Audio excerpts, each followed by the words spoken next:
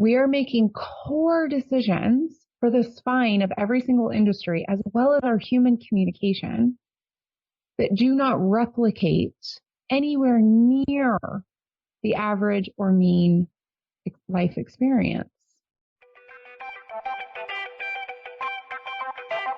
You're listening to the No Labels, No Limits podcast with best-selling author Sarah Box.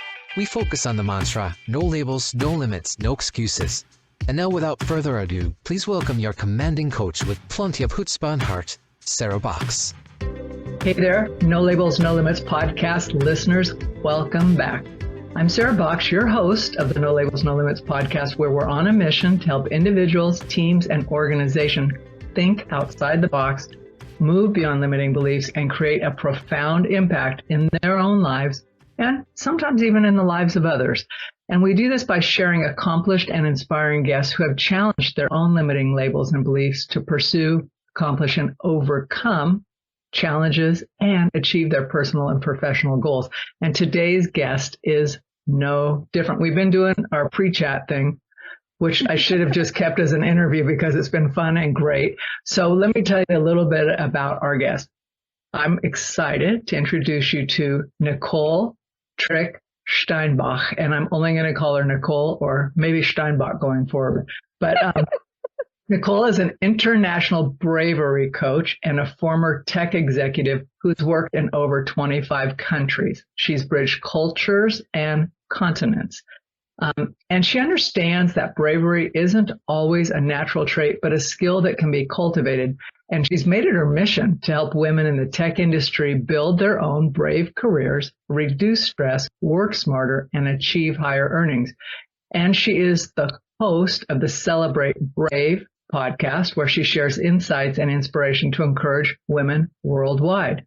So get ready for an insightful conversation in unleashing your inner bravery with our incredible guest. Ooh, baby. Too many syllables for me on a Friday. But I do want to mention before I bring Nicole on formally that even though she focuses on tech, I will tell you that our conversation is not limited to that. And if you stay tuned, you'll find out why. So welcome, Nicole. Oh, I'm so excited to be here and join so many incredible guests that you've had in the past. Oh, so sweet.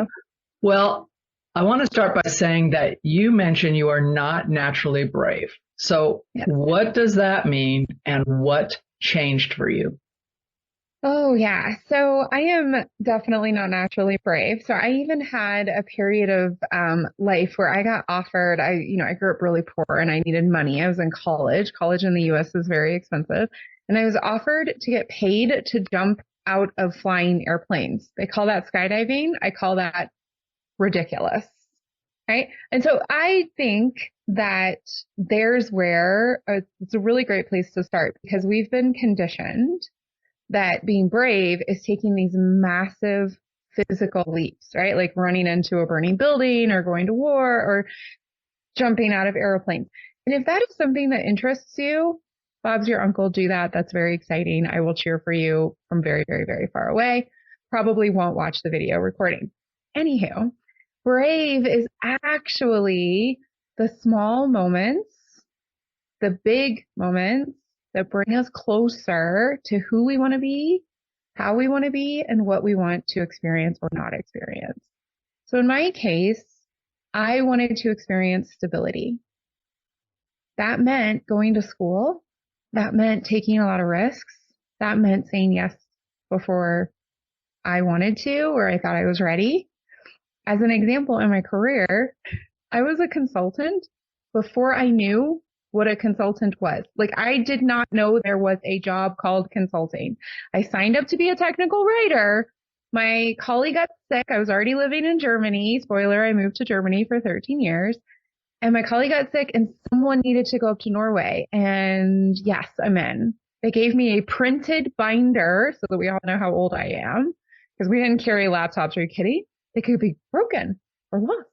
So I went up there with a printed binder, came back, and was introduced as the newest consultant. Like, that is brave, right? And so when it really started to shift for me is when I started to experience change management as a function. Like before that, I was just moving away from things, moving away from poverty, moving away from being underpaid, moving away from all of the other challenges that one may have in life. But when I started experiencing change management and moving towards things that I wanted to do, like be debt free, be in a healthier relationship, own my own property, whatever the case may be, have friendships of people who actually know who I am, because I hid myself for a very long time.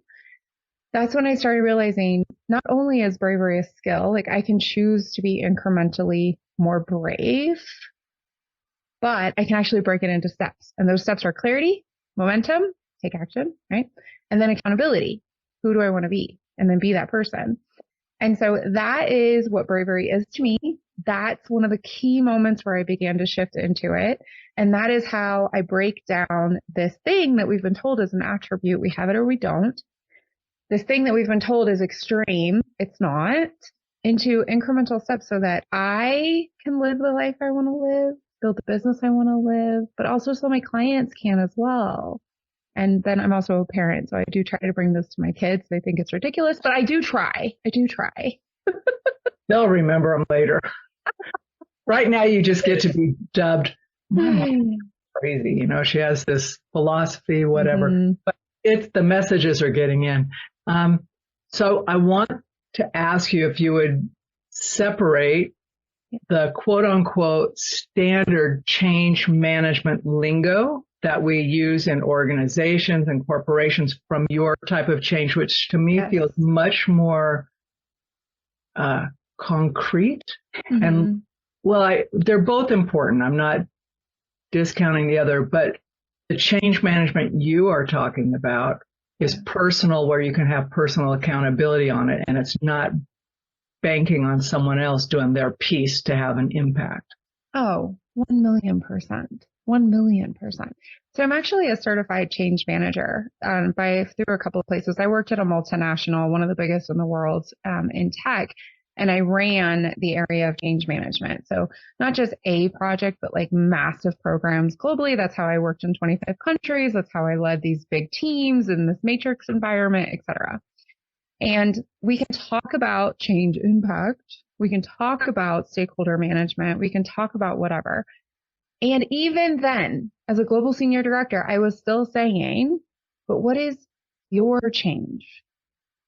How are you leading your change? And I'll tell you the truth. Most of the time, the biggest pushback I got was from the executives. Oh, I'm not changing. They're changing. We're changing the process, not me. But then the other place that I got the second most pushback was on the ground level, right? Like the people who were concretely selling the software or implementing the software, the people who were individual contributors and somewhat senior, not super senior yet, right? And I would say to them, you're right. The process is changing. Your team is changing, but what's your role here? Because we are always co-creating. So even if we use the structured, certified change management language, at the end of the day, if you're working with me, we're talking about your personal change, which starts with, who do you want to be? Yeah, I totally agree with you. Having, looking at it from an executive leadership role as well as mid-management and just someone who likes to roll up their sleeves and get going, the wheels fall off when people won't say, yeah, I dropped the ball on that because whatever, not blame finding, but just like, who do I want to be? Do I want to be more dependable, more whatever, and own it? It may not even fit in with where you work anymore, and you may have to make a different decision. Yeah. So coaching was part of my full-time role. And I continue to notice this. And it's not true for everyone. And gender is on a spectrum, right? Yep. That being said, I noticed a really clear pattern. Men, when we talked about, accountability, they were more than happy to take what worked. Ooh, that was 100% them. Nobody else did that, just them, right? And women were more than happy to take accountability for what wasn't working, especially if it wasn't theirs. Well, so-and-so didn't finish their report. It's all my fault. It's like, no. Both of those have a place.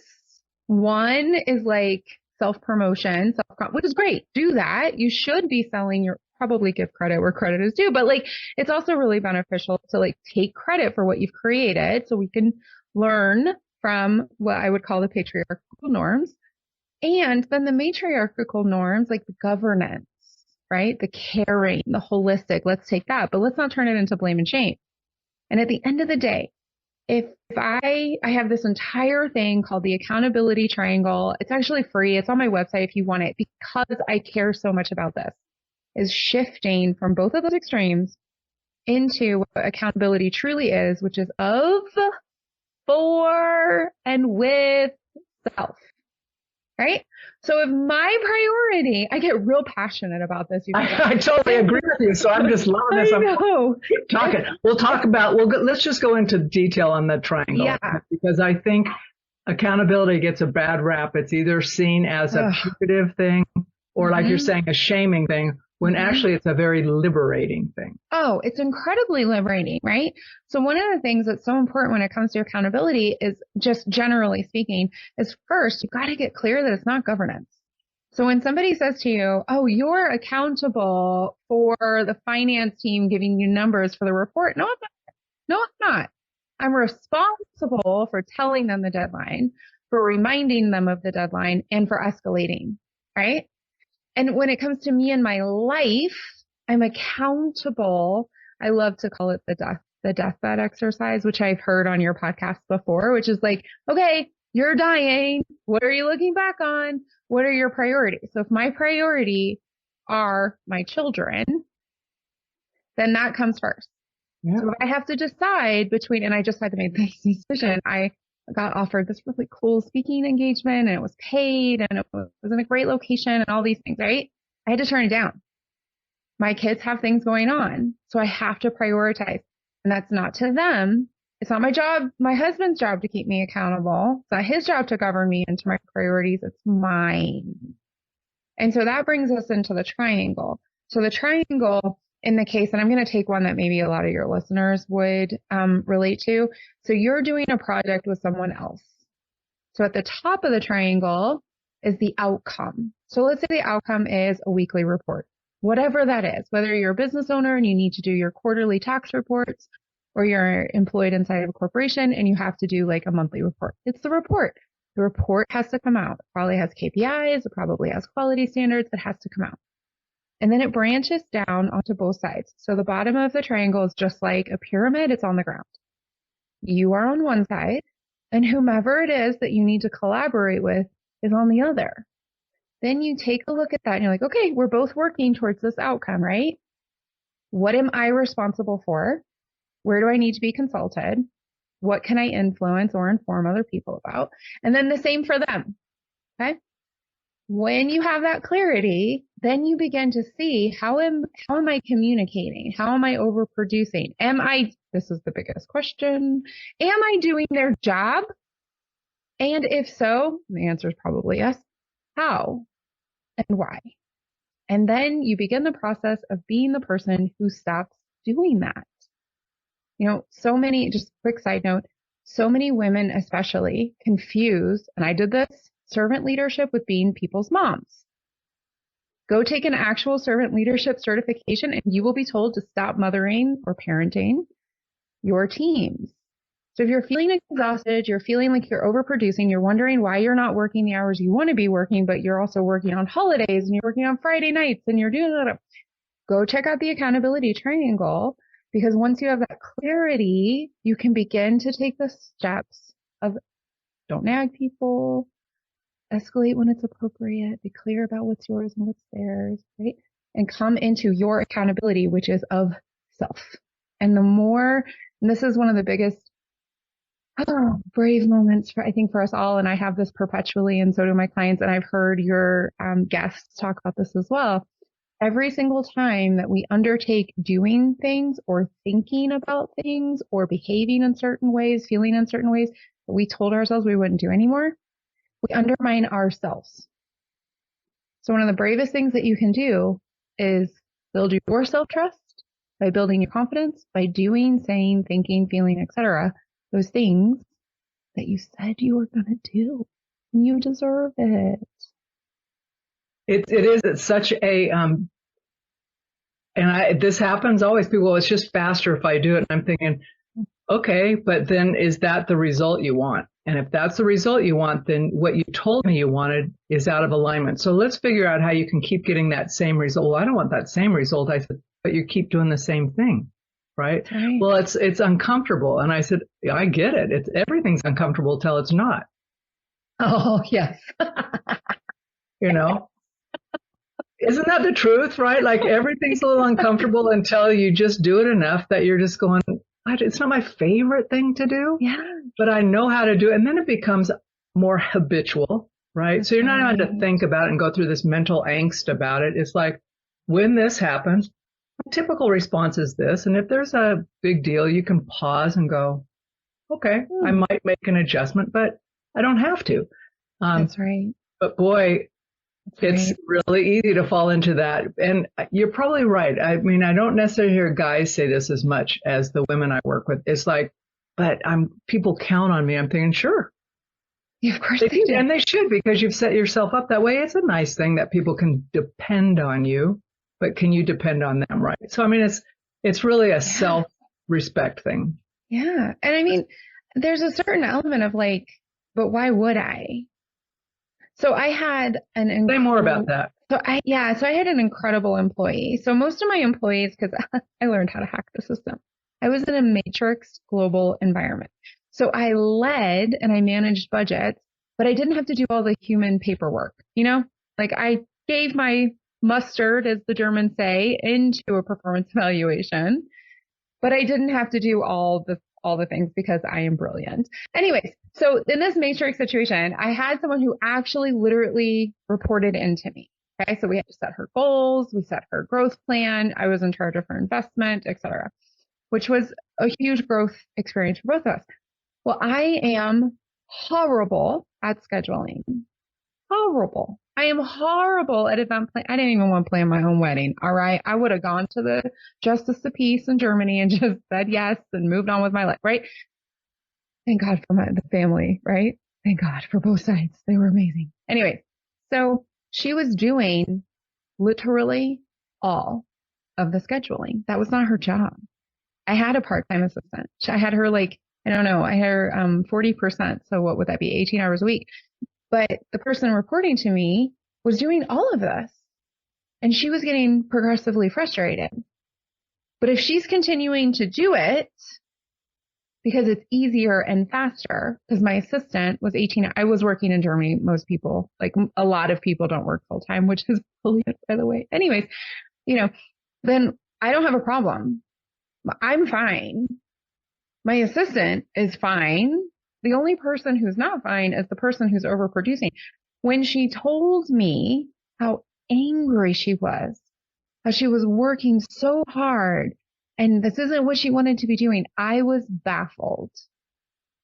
I didn't know we had a problem. I didn't know we had anything going on.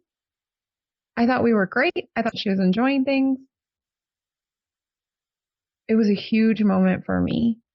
Huge. And what was your takeaway, Nicole? Well, first of all, you got to speak up. And I need to speak up.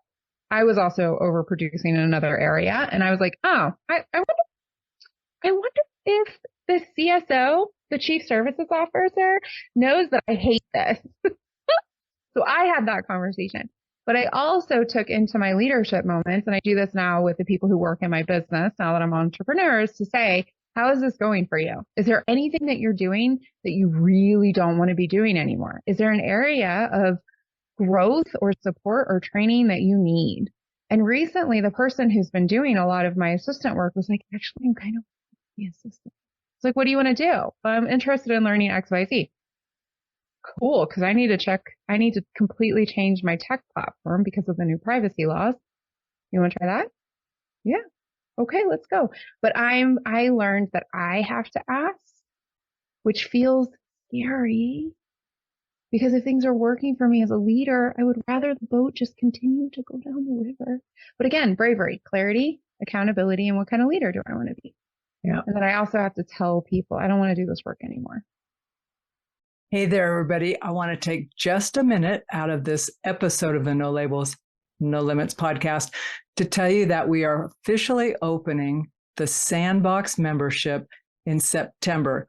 So if you're not already on our mailing list, please click the link below to either sign up for the membership or get on the waiting list for the membership. And if you click the link, you'll find more information about what's included, what our plans are, and better yet, you'll be on early enough to help decide what is most important to you to experience in the first 3 to 6 months of the membership. So don't wait. Click the link below and join us in the Sandbox where fun happens. We get to do a little R&R, little learning, support one another, and really grow and expand in ourselves, in our lives, and impact the world in a profound way. So come on over, join us. Yeah, I'm coming up on that conversation too. I got a great opportunity.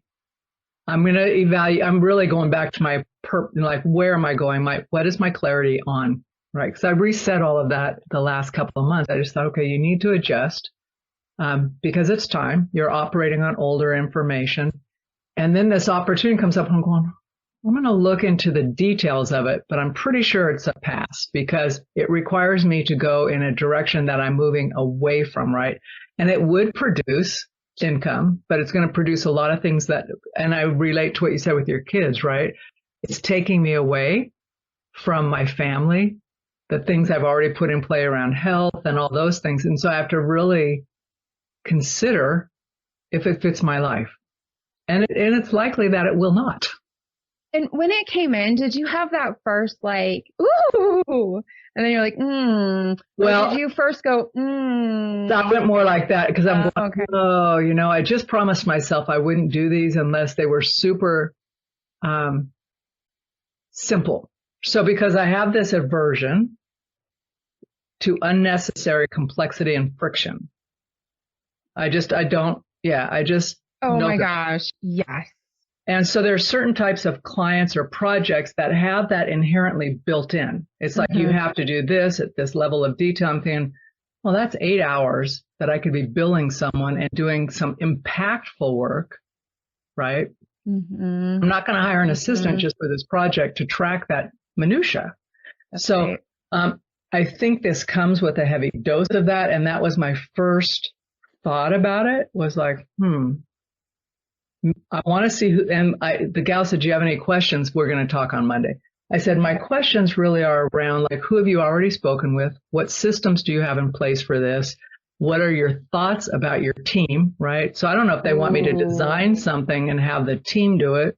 Because it would also require me to spend a lot of time in the air. And I've since only done that as I choose to do it. Right. So, I mean, those are big things. And I said, I'll give myself the weekend. I could have scheduled it for today. And I thought, no, you need some space and time to think about this.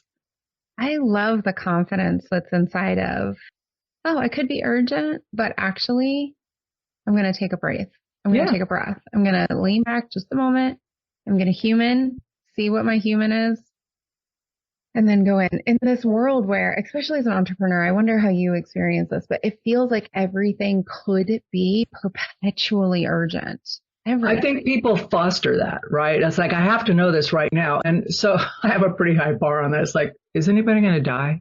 Oh, I'll call an ER room, right? I'll call an ER for you if it's that urgent, right? A long time ago, I heard someone say this quote, and it's always stuck with me that your failure to plan is not my crisis. It's not mine. So if you're on a tight time frame and you knew this was coming up, I may or may not be able to help. I'll try if I can. And if it's a fit, I don't want to just take stuff on to take it on.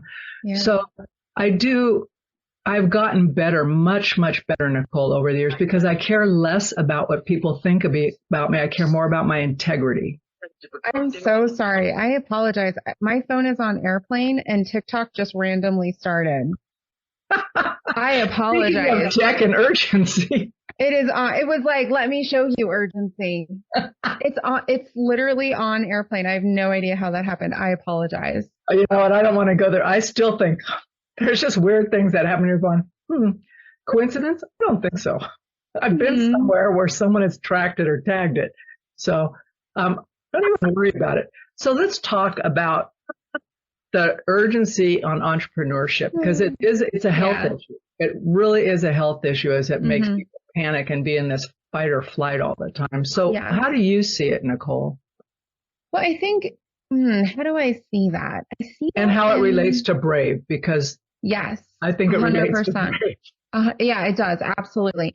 So personally, so I'm going to start personally with a story. So one of the things that I love about myself is I fail a lot.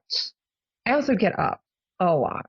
So I'm a one-on-one coach, but we also have a group aspect because the number one word for women in STEM, the emotional word, is lonely. And Mhm. so my clients, the intimacy and the depth and everybody's experience is unique. And we also have a shared platform. So we're doing Fail February.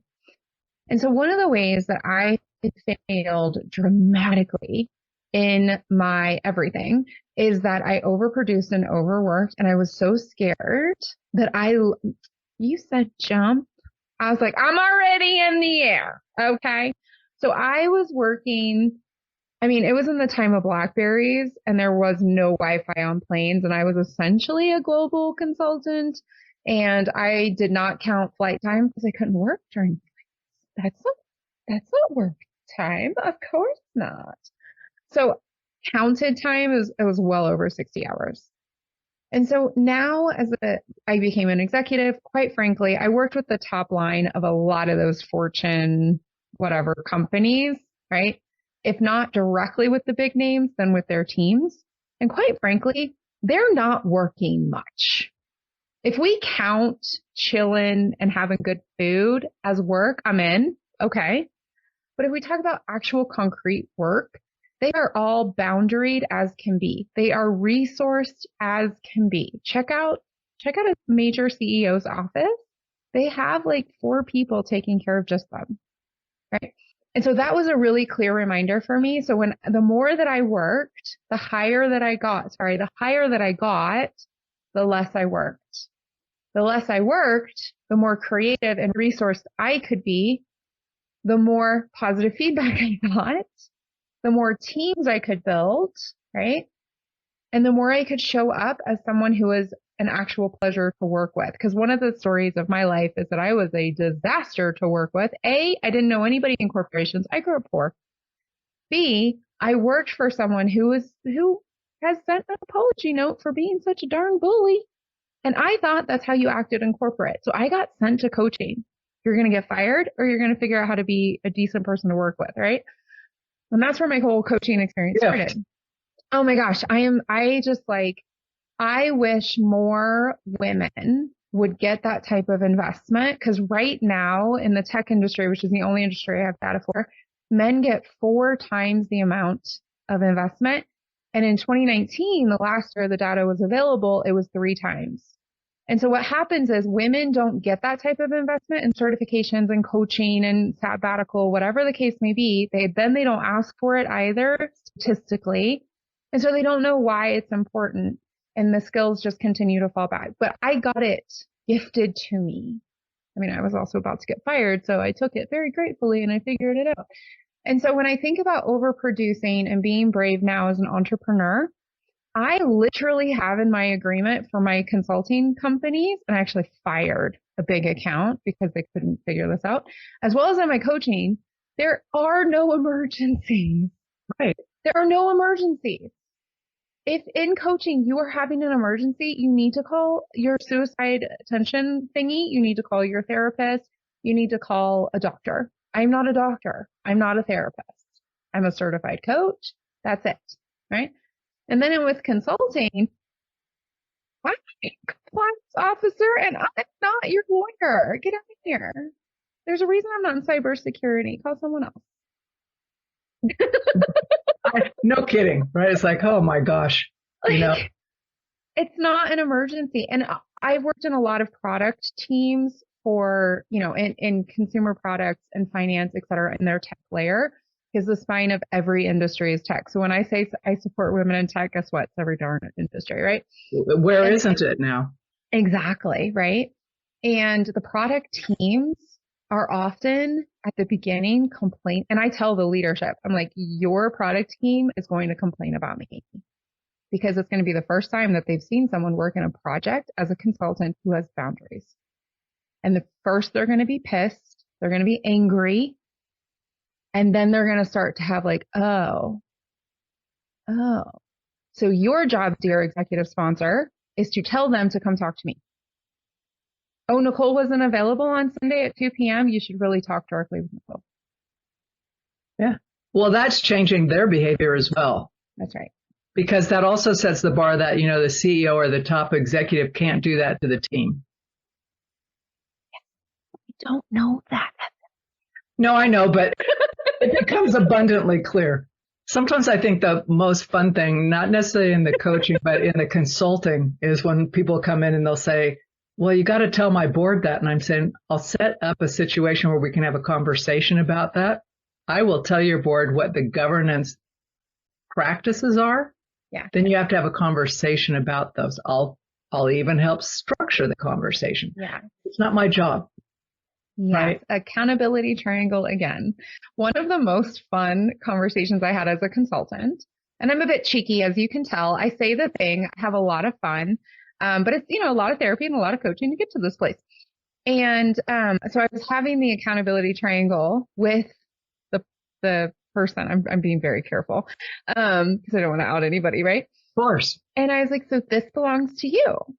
And he's like, but I don't want that. And I was like, okay, I hear you. And that this is your job. But I don't want to. You're much more skilled. It's like, be that as it may. This is your job. Yeah. That's kind of funny. Actually, the further you get along in practicing and building the resilience of these skills, the more funny it is, because I can catch myself. Yeah. I can call myself out faster than anything when I'll ask someone to do something. I'm going, why don't you just be honest? You don't want to do it. If they're willing to do it, that's fine. Otherwise, get it done, right? Or be willing to pay someone else to take it off your plate for you, but don't complain about it. Yeah. And one of the things that I really remind myself of often, in fact, I have it hanging right, like sort of category from where I am, is I'm designing my business. Because to the urgency and the being brave part, former executive, global, I'm an amazing coach. I know amazing coaches. And so I was on the path in 2021, 2022, the beginning of it, to build essentially like a stable of great coaches, right? And as I got the tech going, I had some marketing stuff going. I had a few people in my stable that I trust, and I was getting less and less motivated. I paid for a program that was a total scam. I was just feeling gross. And thankfully, I have mentors and sponsors and my inner voice, like you said, as well as my own clients who were like, what is going on? What is going on? And I actually put a kibosh on it and I pulled everything back, right? And thankfully I have the financial wherewithal to do that, and just exhaled and was like, oh, I am making these really detrimental, security-based, unbrave, fear-based, like that program I signed up for was completely fear-based because I'm doing what I don't want to do. And that's why everything feels urgent. Yeah. What do I want to do? And I think that is one of the lessons I kind of sort of began to learn as an employee. But boy, has that become extremely clear when it's me building my business. And don't you find like an onion, you just get more and more clear as you circle around. You've got something else to go, okay, let me go back. Yeah. My own focus that I have, the clarity. Yeah. And a lot of people talk about, trade your time for dollars. I don't even know what they say because I've decided to not listen to it. But like, if you want to run a group program, that's amazing. Please do that. That is needed. I love being in community. But if you get jazzed about going deep and exploring and knowing somebody's goal inside and out and being the extension of that, why would you set up a group program when that sounds so boring? Yep. Yeah. No, I've done that the same. And I just had this discussion with one of my coaches and mentors. It's like, he says, explain your vision to me. And I'm going, oh, that really means I have to be more clear. So I'm going to tell you right now, there's a couple pieces. Well, to articulate what's in my head as a 5 on the Enneagram is not easy for me, right? It's all in there. And sometimes I think I've shared it with someone and they're going, no, this feels new. And I'm going, okay, I'll go with that because I've had these long internal conversations. But I said, this is the piece I want.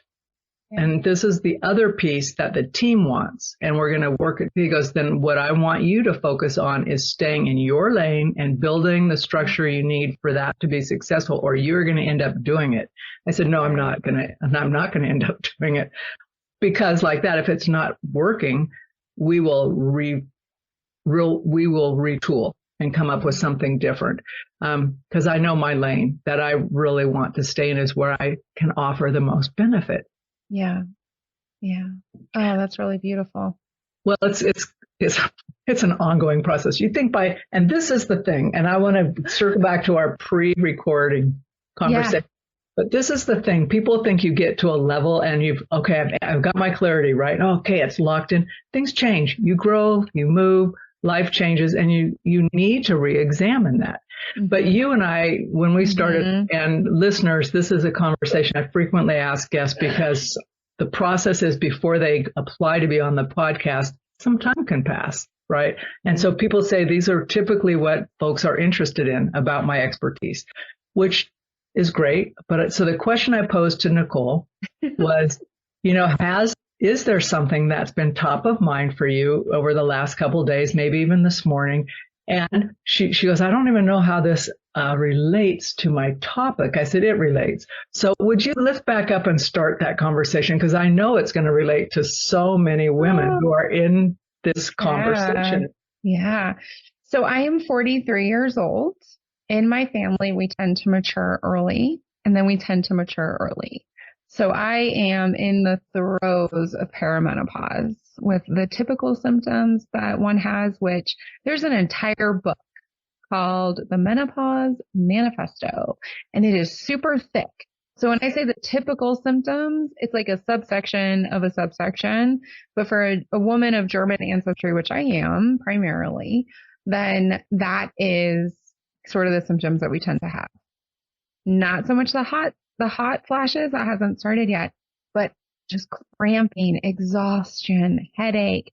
I have exactly 0 elements of patience for things, to go back to my Appalachian roots, that I done already told you. All right. I done already told you. Like, it's enough.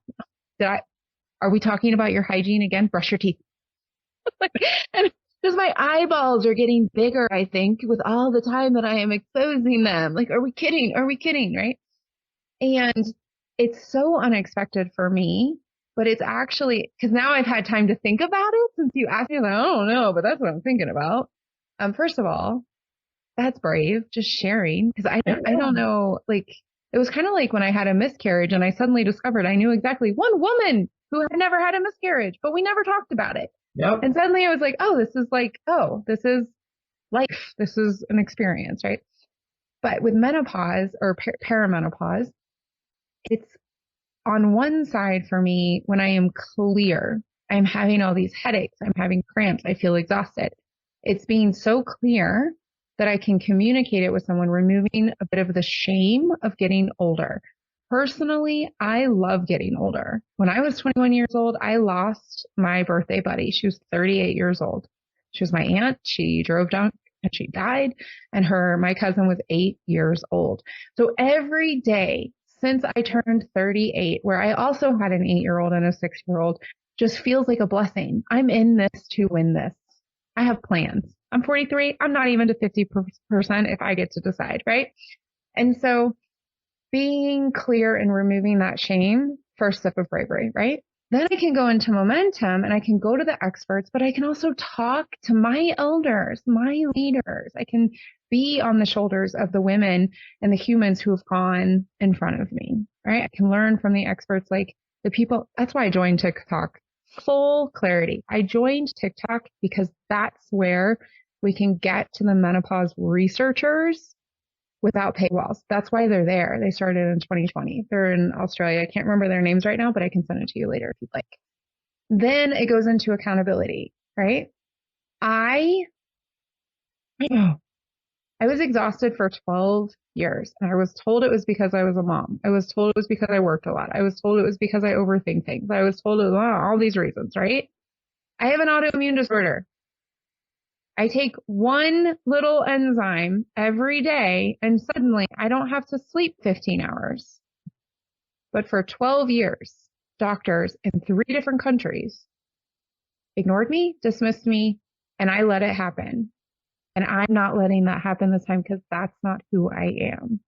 And so bringing all of that together, now that I've thought about it a little bit, like it's just, I wonder, I don't know, 10 years ago, would we have even been open to having this conversation? Would I have been in a cultural moment that I would have said to you, oh, what I'm thinking about is perimenopause? That's a great question, Nicole. I don't know if we would have been open to it. First of all, the communication platforms are different, even within the last 10 years. There's much more reach and access to information and things, and more people who can champion you. I think that's more prevalent in our online communities and that type of thing. So maybe not. But I know that it wasn't a topic when I went through it. It's like no one really talked about it. Some people say they were having hot flashes. I never did. Right. Other than like some really like 2 months of severe cramping and then done. But then a woman came to, I'm thinking, how did she even come in? Right. So we were in this golfing thing together, but she's a nurse. Right. And her whole thing is talking to women about stuff like this. And so she gave these great resources about like, go to a woman or a male doctor who specializes in this, talk about hormones, talk about natural things. Don't just start medicating. Get tested for your saliva and your blood levels, all that. She goes, don't assume what you think is happening or what people telling you is happening without further research. And you can ask for that, right? Because the insurance companies won't pay for it doesn't mean you can't ask for it. And I've had that conversation with my doctor too. I said, when, it's time to run your annual blood panel. I says, great. Could you run for these 2 things here? He goes, well, I'm not seeing an indication you need. I says, I know. He goes, you might have to pay extra if insurance doesn't cover. I says, I know. I want to know. Right. But I think it's like, we're so used to like, this is the norm. Well, the norm, think about it. What's the norm? It's the median or the middle, depending on how it's calibrated. Right. And isn't that the norm of sick people or the norm of men, which often is benchmarked against, right? So it's literally in the United States, which is different in different places, but in the United States, because I got a little obsessive about this one time. I got real angry about something. The 6'5" Did I say that correctly? 6.5. No, 6 foot, 1/2 inch. Yeah. 1/2 inch. White Christian man of slightly more than medium build who has a history in his family of hypertension and cancer, who weighs a little more than 200 pounds, and they call him Chad or Brad, depending on medical institution. So I really love to say, when this whole like overproduced capitalism, my value is based on my output, I say, no, thank you, Henry Ford. You're well, come on into the bus, but sit in the back. Okay.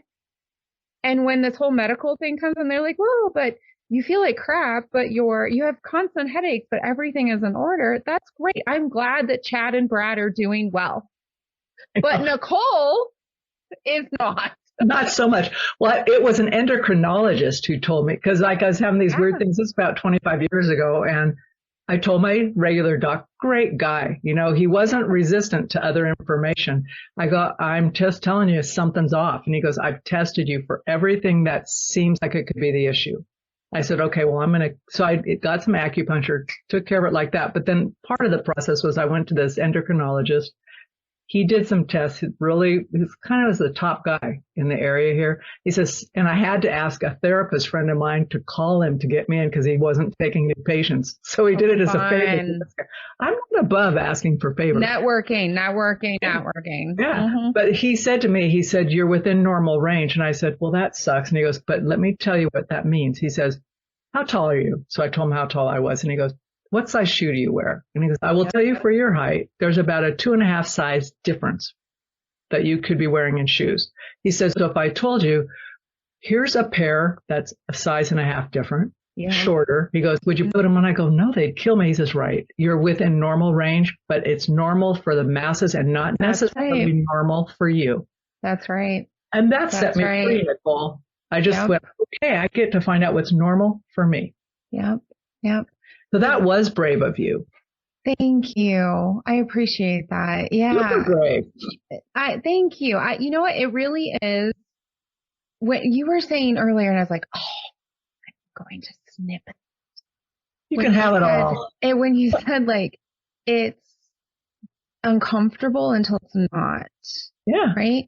And so when I tell people, I love doing this when someone that has known me for a long time is around, especially if they were my manager. I had a manager one time. I love this guy so much.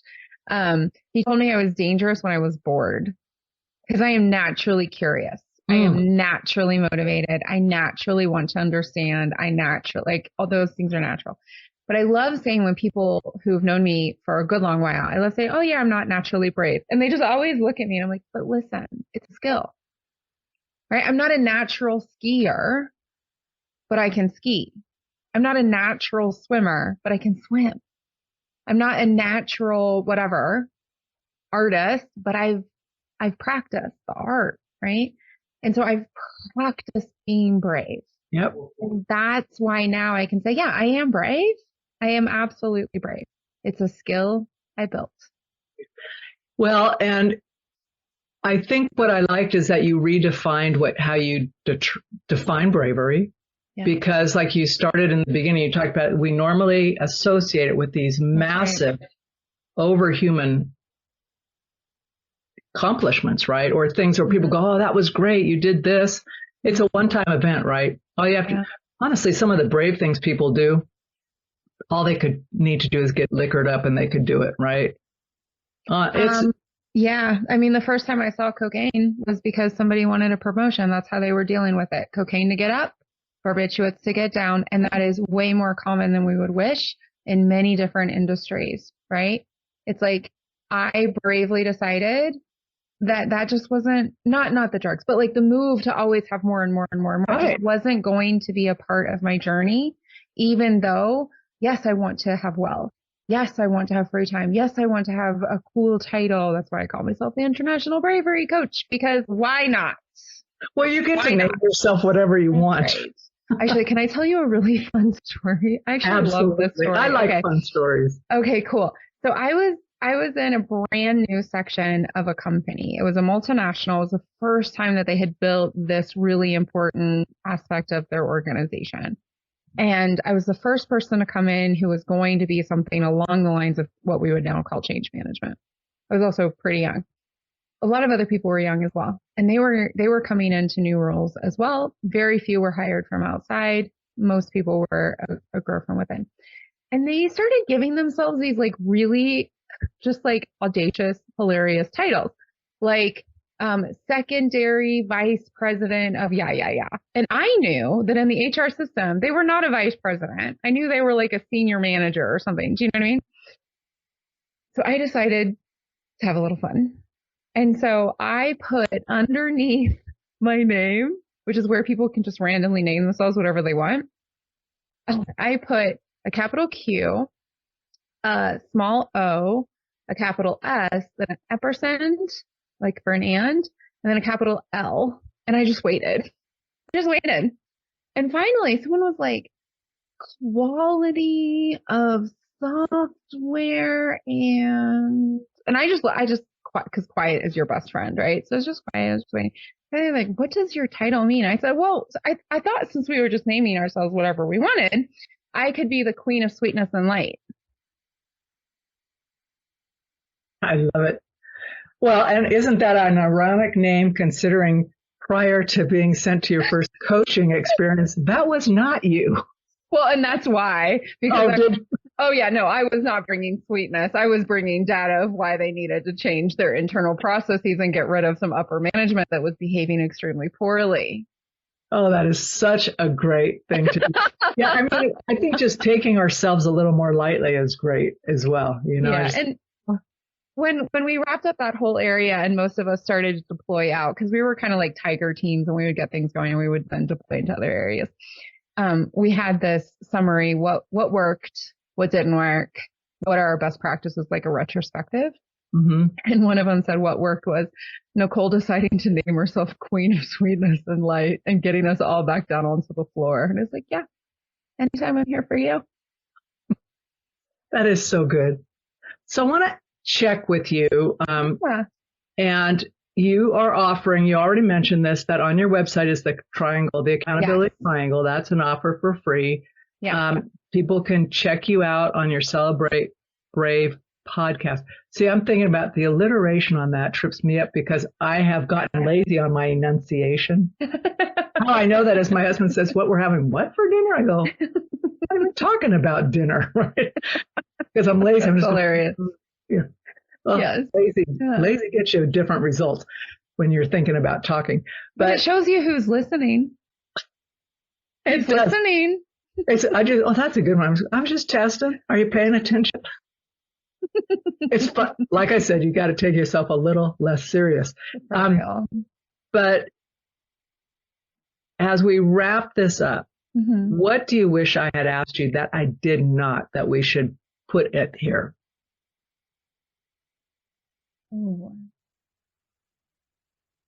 Why do women matter in tech? Let's talk about it. Yeah. And I would say because I'm a woman in tech and I am a white woman, I was raised in a Christian environment as well. I would even say like, why does everyone matter? And the first thing I would start off with is just acknowledgement that if we look at just sheer numbers, okay, like no value judgment, just numbers. What we have created the norm of, just like Chad and Brad, right, is actually a micro identity in the global world. That means the vast majority of people who engage with technology, and it's everyone, right? I mean, I'm sure we could find someone who's never engaged with technology and blessings to them, but like for the majority of us, we are not that micro identity. And so what happens when, 92% of leadership positions on a global scale, meaning they have global responsibility, are that micro identity of straight white man. We are making core decisions for the spine of every single industry, as well as our human communication, that do not replicate anywhere near the average or mean life experience, right? So when we begin to think about diversification on gender, already we're having really big shifts. For example, tech runs on tables. Tables make sense, but tables turn into squares. Squares, like right now we're on Zoom and we're looking at each other in a square format. Square formats begin to close down certain parts of our connective brain. We have to do work to remain open and connected. It's obvious that you and I have done a lot of work to remain open and connected when we're in a squared situation. Research shows us that if we have more flexible form, more people can remain connected, vulnerable, creative, etc. But we're not going to get there if we have 72% of all developers and designers are straight white men, which again, micro identity. There are more women in the world. There are more quote unquote not whites in the world, right? And there are more people who have more types of gender or sexual orientation, whatever that may be, whether it's polygamous, blah, blah, blah, blah, blah. Okay.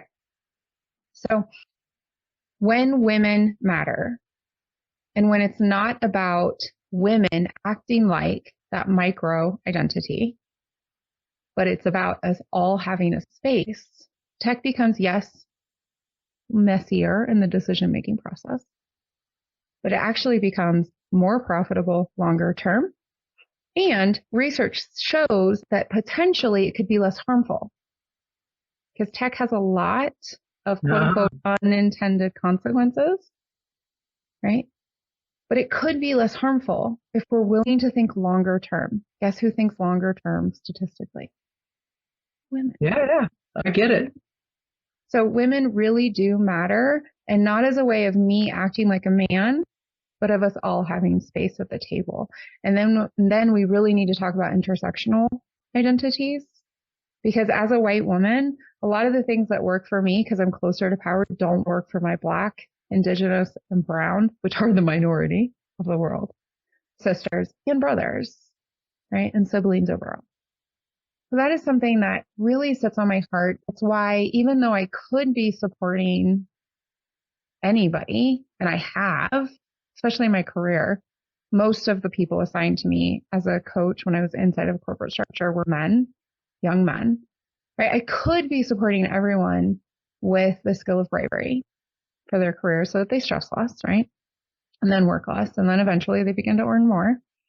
But I want to support women in technology, women in STEM, because we are the spine, but we're shut off. And we started this. So I'd like to have it back, please. Give it back.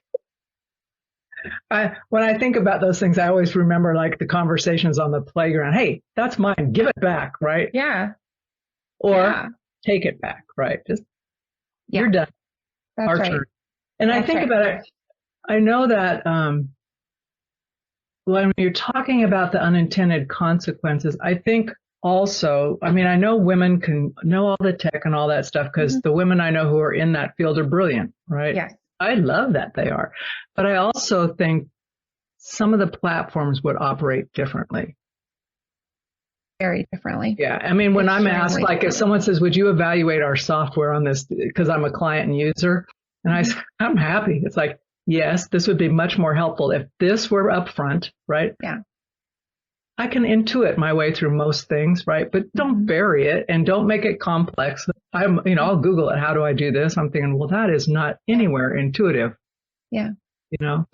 And I want everyone to take a grain of salt with this, what I'm about to say, because it changes. The algorithms change all the time. And I'm talking about research that was completed, I believe, in 2021. So it's outdated, but it is helpful.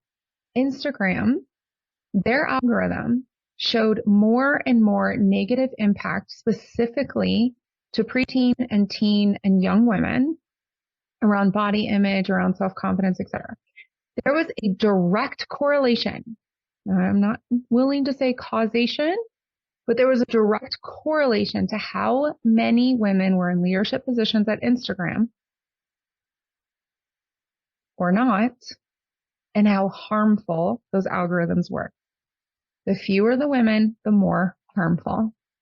And when we look at controls around hate speech, doxing, right? The more women in leadership positions, the faster those things are managed and the more resources are put onto the safety of the users. And the fewer that are in leadership positions, functional leadership positions, the faster hate expands on the platform. So if we continue this conversation, we'll keep going down the rabbit hole. I love it. It was a conversation my husband and I had this morning on another topic that really this whole division between people, gender, whatever, the division, right? I said, that's going to be our ruination. We need to keep our compassion and our heads about us because this isn't normal. And it isn't normal. And I think of my grandkids, my granddaughters in particular, but they're very different, but they have very different body images. But the youngest one, and I'm watching, I'm going, who the hell is sexualizing you guys so young, right? I'm going, you're babies. And what is up with this makeup thing, right? And it's like, well, I have to fit in. So I'm not a parent. I get to be Yeah. back where I go. And I can talk about my concerns with my husband. We do not butt in. But I do pay attention because I'm thinking, that I've seen that go the wrong way. So I'm so glad you're doing the work you're doing. Thank you. So important. Thank you. Yeah. And I agree with you on the compassion element. It's so important to know like perspectives and most importantly, I think it's to listen to the people who have been traditionally and continue to be silenced, right? Or shoved off into the sides, not writing the histories, like listening to those experiences and then having our feelings in our little journals is a really big deal, right? Because, what feels like, actually, I'm just going to pull out the quote. What feels like oppression to the privileged is actually more equality. Not equity, not inclusion, just equality. Yeah. Right. And I know that when I compete on a completely open market, whatever that may be, art, career, parenting, whatever, right? And it's everyone, I know that I'm average. But if I artificially remove tons and tons and tons of people because of their identity and their historical, where they were born or whatever, I know that I go up because there's fewer people competing. So let's all just have like enough confidence to enjoy learning and listening and competing, collaborating maybe with more people. That would be amazing. That'd be really fun. Yeah, I remember I was in a meeting and someone says, well, she being the person leading the organization, always the sharpest knife in the drawer. And I went, well, then the drawer's too small. Yeah. Honestly. Yeah. The drawer's just too dang small. If you're the smartest person in the room, you're in a small room. You're in a very get with room. other people. And it's a rich experience, to be with people who don't speak your language. I mean, there's just all sorts of benefits about it. And it can be humbling, often is, right? But if you stay curious and go, gee, I wonder, you just might be surprised by the bravery others have had to exhibit just to show up. Yep. Yeah. Let's leave it on that note. So Nicole, normally I ask the guests on our podcast if they have listened to a previous episode and if they can share both the name of the episode, the person, and some nuggets they took away. Did you get a chance to do that? Oh, heck yes. Okay, so first of all, I got a little hooked. I think I listened to like 35 different episodes. I was also training for a half marathon in my defense. Okay, but the two that I want to do a shout out for, episode 307 with Dr. Marianne Mercer, and the content specifically around the inventory of words. Beautiful. Now, I knew about this, but the way that Dr. Mercer explains it, such a good listen. And I really recommend everyone to go back and do an inventory of your words. I started doing this in my parenting, and I realized that part of my conflict with my children was that I kept being like, well, if you could, when you have a minute, pick up your dirty socks, please. Thank you. Okay. And then number 2, episode 241 with, I'm so sorry if I mispronounced this. Amila, maybe? Knight.